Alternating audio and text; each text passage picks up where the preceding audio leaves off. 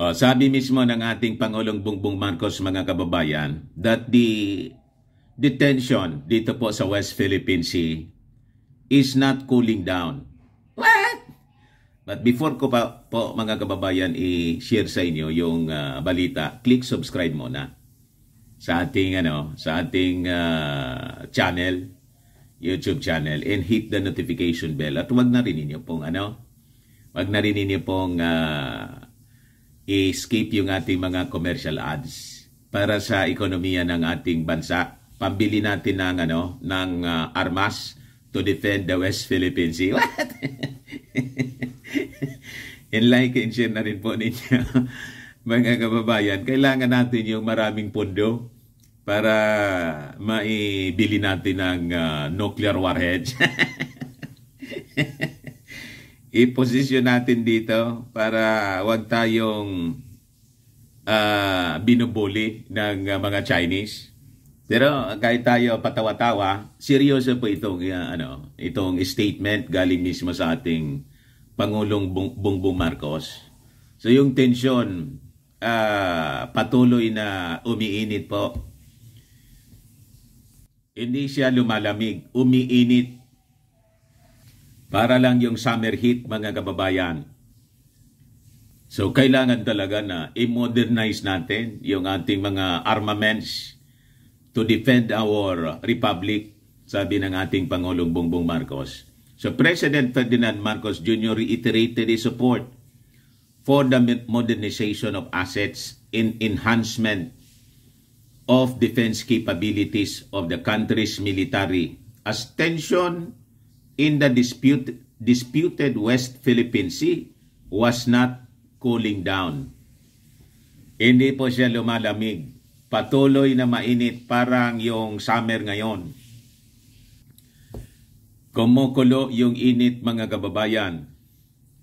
Addressing the troops at the Clark Air Base in Pampanga, the President said his administration is very serious in upgrading the capabilities, especially of the Philippine Air Force, as they constitute the first line of defense with the situation that we are facing now dito sa West Philippine Sea.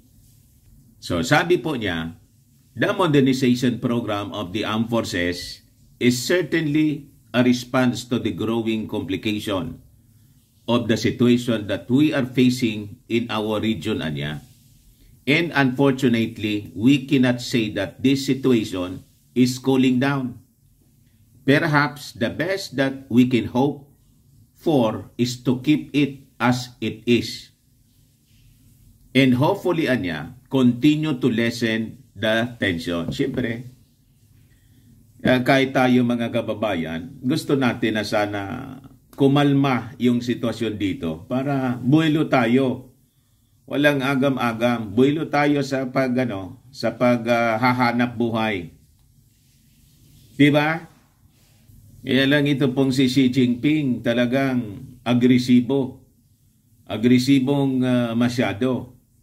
Kaya sabi ng ating Pangulo, the administration is committed to the continuing modernization of our military, the continuing improvement of the capabilities of our men and women in the military, and to give all tools that are necessary to fulfill yung mission ng ating armed forces. Yun ang message niya. For you, to do the job, sabi niya sa mga military, that the rest of Filipinos are counting on, and that is to protect the Republic. So direkta na niya, mga kababayan, na sinasabi sa ating armed forces yung pangangailangan. Dati medyo discreet pa, but this time bold na yung mga declarations ng ating Pangulong Bongbong Marcos, kasi kahit hindi niya banggitin po, alam naman natin yung sitwasyon, mga kababayan. So sabi rito, tension between China and the Philippines continues due to claims in the South China Sea with the recent escalation on February 6 when a China Coast Guard vessel aimed a military-grade laser on the Philippine Coast Guard's vessel malapit doon mga kababayan sa Ayungin Shoal. The Philippines has since filed a diplomatic protest following the incident. The 76 of such notes lodged during the Marcos administration. Nagsawa na rin yung ating Pangulong Bongbong Marcos kasi parang wala mang hindi man pinapansin po. It is, being ignored totally.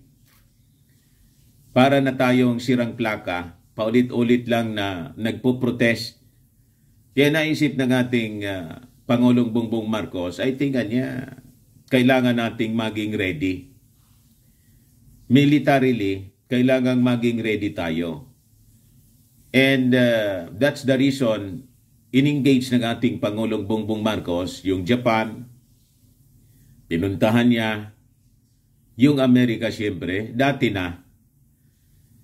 That is why tuloy-tuloy yung practice to defend the Republic through the balikatan po. Ayan man talaga yung intention yan mga kababayan. Yung mga sinasabing climate change.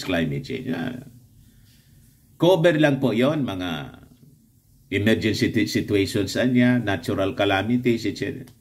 Lahat yung cover. Sa totoo lang po, cover sa actual scenario, actual problem na kinakaharap ng ating bansa. Di ba? Ang pinagandaan man talaga po ng mga bansa sa mundo, giyera, hindi man po yung climate change. Kalukuhan po yung climate change.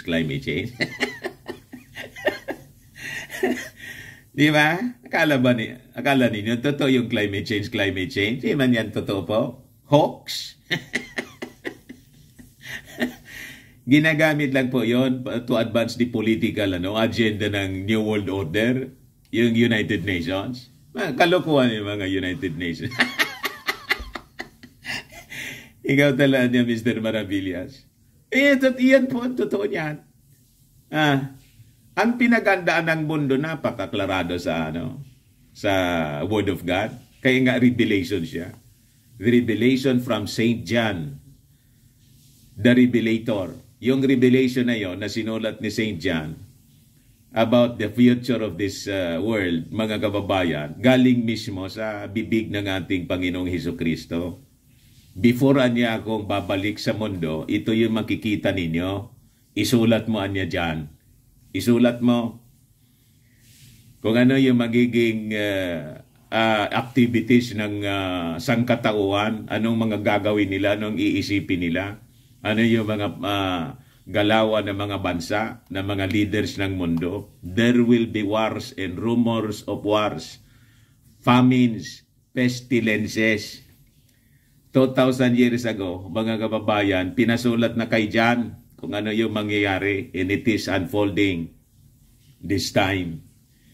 Climate change. Kalukuhan ninyo yan, climate change. Uulan po ng apoy, yun ang paganda ninyo. Diba? Straight ahead po, tribulation. Many times sinasabi ko sa inyo. Papasok ang mundo sa tribulation. Pala kayo kung saan kayo kakampi. Kaya langan ma-identify ninyo yung next exit, the rapture of the believers. Pag hindi po, tribulation kayong lahat dito. Tribulation. Magkakagira po. And it will be a nuclear exchange. Yung, yung katawan mo, matutunaw siya habang tumatakbo ka, naagnas ka na. Bakit? Nuclear war, mga kababayan. Yung atomic bomba atomika ang inulog ng just research what happened sa Nagasaki, Hiroshima. Tumatakbo yung mga tao, naagnas siya because of the extreme heat galing sa nuclear explosion po. Ah. And 72,000 patay agad. After the explosion, patay agad. After 3 days, another 130,000 Japanese men and women, children, lahat yan patay. Ganon katindi ang nuclear exchange, mga kababayan. At yung mundo is heading towards that end. At isinulat ni John, hindi magkakamali si Saint John the Revelator, hindi siya magkakamali. Kaya nga lahat ng mga bansa ngayon, nasa nuclear arms race, o nasa arms race sila po, including us, nag-aarmas tayo. We will be forced, kahit ayaw natin, to fight a war. We will be forced. Kaya tingnan ninyo, yung mga sinasabi ng ating Pangulo, kailangan natin talagang i-modernize. Kasi yung tension sa West Philippine Sea is not cooling down. Consistent sa sinulat, mga kababayan, ni John the Revelator, there will be wars and rumors of wars. Tama ang analysis ko po? Hindi mas magkakamali ang Bible po. Hindi magkakamali. So tingnan ninyo.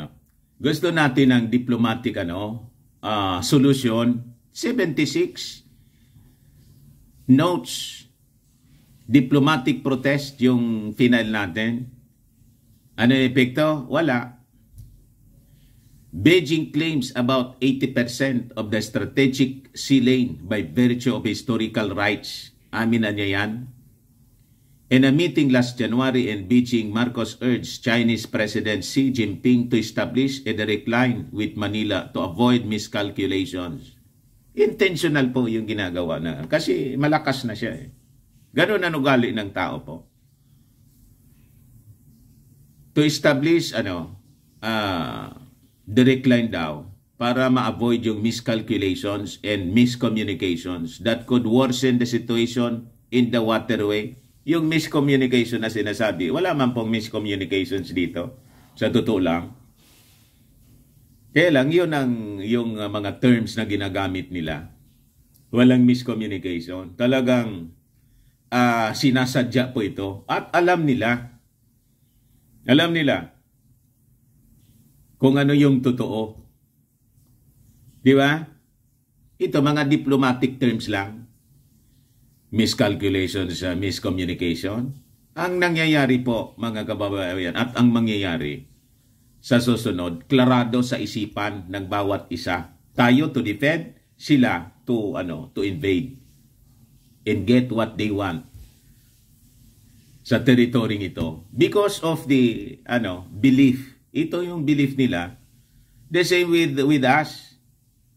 Na tayo may right doon sa teritoryong yon. Sila ganun din. So conflicting claim. Klarado niyan sa amin, sa history pa niya sa history namin niya. Talagang amin yan. Di ba? Sa atin din, sa history natin, atin din yan. Di pa, no? So, gagamitan na po nila ng puwersa.